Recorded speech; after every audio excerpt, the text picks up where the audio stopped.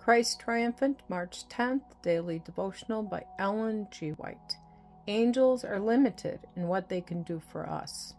And there came 2 angels to Sodom at even, and Lot sat in the gate of Sodom. And Lot, seeing them, rose up to meet them, and he bowed himself with his face toward the ground. Genesis chapter 19, verse 1. Lot had been kept with Abraham's household, and he had become so molded that he had the same courteous spirit that Abraham manifested.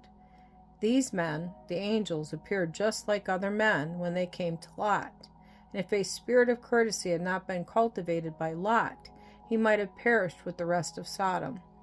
The wickedness of the inhabitants of Sodom was so great that they would have abused the men who brought this message and were entertained by Lot.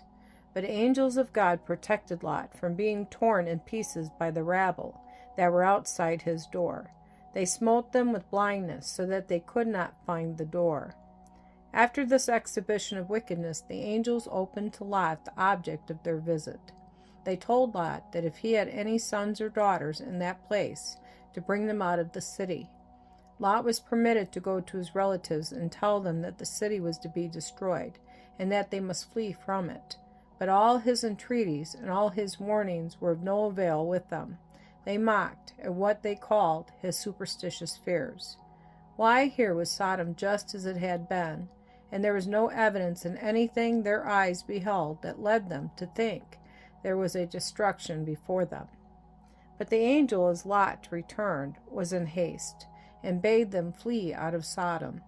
Lot was, as it were, stupefied at the thought that he must go without his property, and with only his wife and 2 children with him.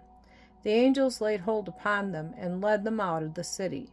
As soon as they were out of the city and on their way toward the mountain, the angels said to them, "Flee for your life, and tarry not in all the plain."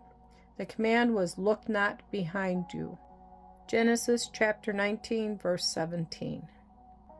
The wife of Lot turned her eyes toward the city, looking for what she had left there.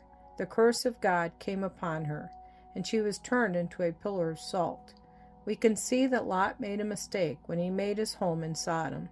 Here he lost not only all his possessions, he lost all but 2 of his children. This is a lesson that we should take to heart. There may be very flattering openings for the children of God, but they must look on every side of the question before deciding. The very first question with every one of us should be, how will it be with my soul?